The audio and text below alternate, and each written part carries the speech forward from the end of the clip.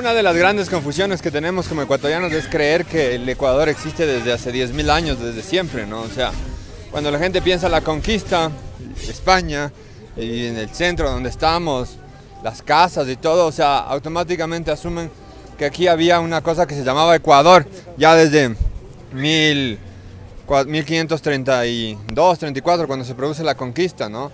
Y en realidad no tiene nada que ver. La gente no es consciente de lo que ahora llamamos de Ecuador, es un proceso histórico que se forma a partir de lo que es la conquista, y después de la conquista, con el poblamiento de la monarquía española en América, y después con la independencia, viene a darse lo que es el Ecuador en nuestro tiempo, lo que es la República del Ecuador, lo que es el país, de hecho lo que es la sociedad mestiza, lo que es toda la idea de lo que nosotros entendemos como Ecuador. Entonces es absurdo desde ese punto de vista, y desde todo, desde el histórico, desde el identitario, desde el étnico, desde el cultural y hasta desde el biológico, porque a partir de 1532-34 en Ecuador todo deja de ser indio y todo deja de ser español por completo. O sea, no hay nada completamente español ni nada completamente indio. De hecho, lo español abarca todo en ese sentido. Y Atahualpa no es ecuatoriano, ni siquiera es quiteño, porque Quito no existía como ciudad. O sea, ese gran mito de Atahualpa como el fundador de la nacionalidad ecuatoriana es un absurdo, porque ni siquiera la idea del Estado-nación, de la nacionalidad ecuatoriana, podía haber existido en esa época. Atahualpa era inca, independiente de donde nació, que es una gran polémica. Pudo haber nacido en el Cusco, como dicen algunas fuentes, pudo haber nacido aquí cerca de Quito, o en Caranqui, en el norte, como dicen otras fuentes, pero él era inca, porque para los incas, el inca nazca donde nazca, podía nacer en la luna y él iba a seguir siendo inca. No era peruano tampoco, porque el Perú no existía, ni el Perú ni el Ecuador no existían. Entonces es igual de absurdo hablar del Perú como un país en esa época, cuando hasta el mismo nombre del Perú es un nombre dado por los españoles, ¿no? Y el Ecuador ni hablemos, aquí se llamaba Quito, más bien Quito es un nombre antiguo prehispánico, Quito, que viene del Safiqui, y los republicanos le cambiaron el nombre histórico a este pedazo de tierra, ¿no? Para ponerle Ecuador, que es un nombre completamente ahistórico, completamente desvinculado de la realidad del país. Porque ¿qué significa Ecuador? Es una línea imaginaria. En la escuela nos machacaron con libracos tipo el terruño o no sé, otros cuales, que por poco Atahualpa era el portaestandarte de la nacionalidad ecuatoriana y que andaba con la tricolor de cuestas de un lado para el otro. Y esto a mucha gente choca cuando te das a entender que no, porque la gente, o sea, a mí me ha pasado, gente mayor, muy educada, muy culta, que cuando le dices estas cosas reaccionan negativamente porque dicen, ¿cómo? O sea, pero si era de aquí, no sé qué.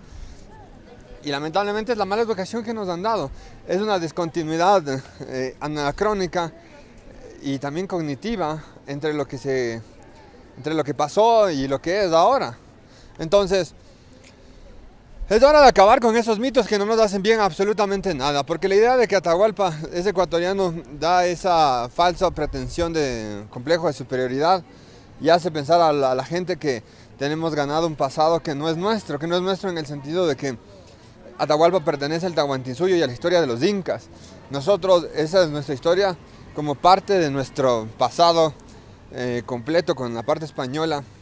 Y de hecho, pensando que los españoles, de hecho, estuvieron muchísimo, o sea, España como tal, la monarquía española estuvo muchísimo más tiempo aquí que los incas. Los incas apenas estuvieron 40 años en el mejor de los casos, ¿no? Y otra de las grandes esquizofrenias nacionales ha sido hacer ese enfrentamiento entre Huáscar y Atahualpa, como la proto-lucha entre las proto-naciones de Ecuador y Perú, cuando no tiene nada que ver, era un tema de sucesión dinástica y de pelea por el poder en el que nosotros hoy en día no tenemos ninguna relación en ningún sentido. Aquí estamos en la calle Cuenca, este era el barrio Inca, digamos, era el lugar donde estaban asentados los edificios propiamente de los incas en la época prehispánica. De hecho, esa es la Academia de la Lengua y tenemos la ciencia cierta conocimiento, esa casa verde que está ahí con el portal abierto, por los vestigios arqueológicos, que ahí estaba el asentamiento de lo que se podría llamar el fuerte principal o el palacio del Inca, porque en realidad mucha gente ha dicho que es donde está San Francisco, pero en San Francisco casi no hay nada de vestigios en ese sentido. En San Francisco lo que está es enterrada la familia de Atahualpa, al lado, dentro de la iglesia que se llama la iglesia de San Pablo, en el convento de San Francisco. La iglesia no se llama San Francisco, se llama San Pablo. Y están enterrados a la izquierda, atrás de lo que es cuando entras a la iglesia, atrás de lo que es el Jesús del Gran Poder. Entonces, digamos, esta calle simbólica porque es el vestigio inca más notorio de la ciudad, aunque abajo igual en la Benalcázar, en el Colegio de la Providencia, tenemos algunas ruinas y piedras incas por el estilo, ¿no? Ahora, ¿qué pasó con los incas cuando vino la conquista? Los incas se asimilaron por completo a la institucionalidad de la monarquía española. Entonces pasaron a la realidad. No es que pasaron a ser colonizados, porque se les respetó todas sus preeminencias y su historia, ¿no? Y los indios, a través de los incas, tuvieron hasta su propia forma de gobierno a través del cabildo de indios. Entonces, Ecuador no aparece por ningún lado. Ecuador aparece recién en 1830 como un estado dentro de Colombia, el estado del Ecuador dentro de la República de Colombia, y a partir de 1835 ya propiamente como la República del Ecuador independiente, totalmente desvinculada de cualquier otro estado, unidad política, como se le quiera llamar. ¿Qué ha ocasionado que nosotros entendamos que Atahualpa es ecuatoriano? Un gran trauma nacional, o que es quiteño. O sea, hemos querido identificar esto de forma permanente con nuestra identidad, atribuyéndonos de una manera ficticia un pasado impostado, o sea, un pasado que en realidad no pertenece a la República como continuidad histórica inmediata. O sea, aquí la gente tiene la idea que el Ecuador es por poco heredero del Tahuantinsuyo, del imperio de los incas, ¿no? Cuando más bien el Ecuador es una invención completamente occidental. La república, el concepto de república es europeo, el concepto de democracia es europeo, toda la estructura jurídica, la cultura, todo lo que es el Ecuador propiamente hoy en día, desde la comida, desde la cerveza hasta el chancho y los camarones que comemos y que tanto nos gusta a todo el mundo, eso es producto de la fusión cultural con lo europeo y de preponderancia del europeo, que esa es otra cosa que no gusta decir y que molesta a mucha gente, pero que hay que molestar para que la gente reaccione. La cultura ecuatoriana es predominantemente de origen europea. El aporte prehispánico es importante, pero es asimétrico, o sea, hay más aporte de Europa que aporte de la parte prehispánica. Y eso finalmente es lo que se constituye en el Ecuador de nuestros días, la República del Ecuador, que no tiene, repito y reitero, absolutamente nada que ver con Atahualpa. Atahualpa, mejor dicho, no tiene nada que ver con el Ecuador. De hecho, el gran trauma nacional es el rechazo de nuestros dos orígenes genéticos, históricos, culturales, ¿no? O sea, por un lado está lo prehispánico, lo indio, y después está lo español, después de 1492 en América. Entonces, el discurso es los españoles saqueadores, violadores, asesinos, ladrones, por un lado, y por el otro están los indios, que eran en cambio unas víctimas que también se dejaron violar, matar, asesinar.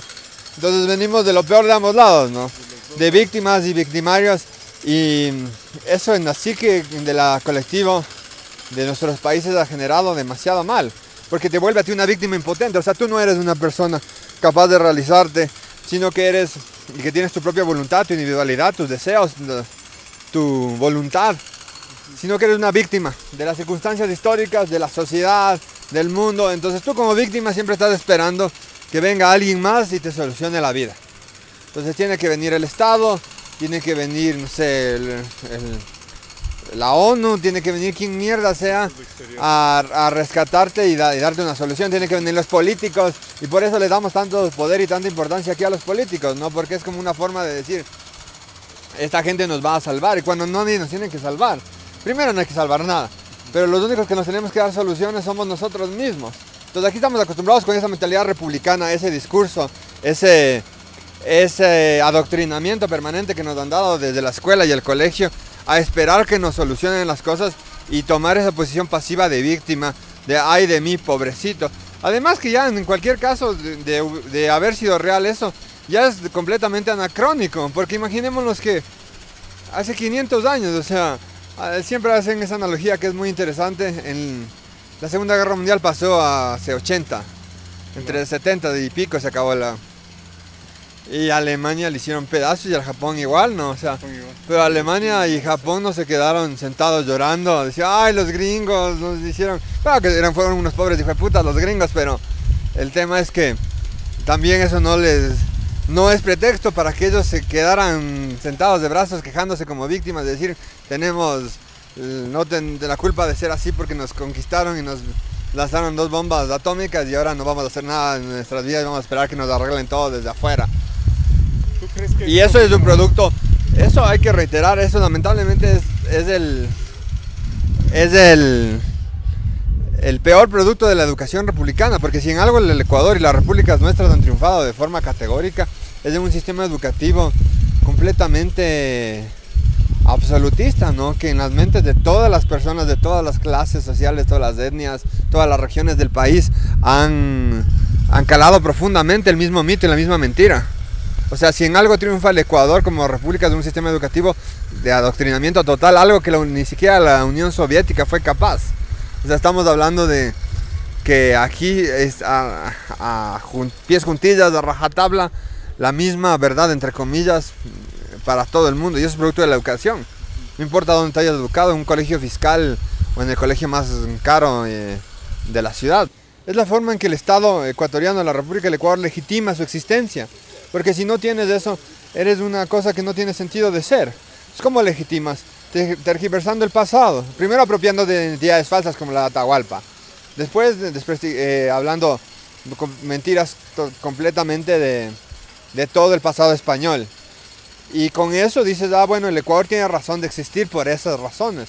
Porque si no fuera por eso, y cuando las personas conocen la historia objetiva y real de los hechos, te das cuenta que nuestros estados están sostenidos en el aire y en la nada, que no tienen razón de ser, que el Ecuador es una ficción, que la nacionalidad de Atahualpa ecuatoriana es otra ficción. O sea, que vivimos permanentemente en simulacros, en ensayos de lo que debería ser la realidad y no asumimos lo que es la realidad, y eso es lo grave, nadie asume la realidad. Entonces aquí asumes eso, con ese cuento de que Atahualpa era ecuatoriano, por ejemplo.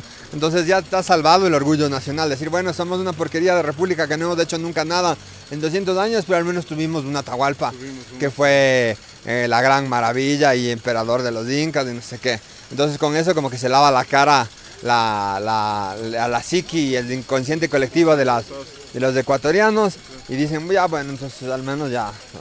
Y de esa forma es como actúa este adoctrinamiento tenaz, ¿no? O sea, es increíble pensar cómo ha sido tan bien llevado esto, que la gente ni siquiera es capaz de reflexionar. O sea, la gente ni siquiera la gente ignora que ignora.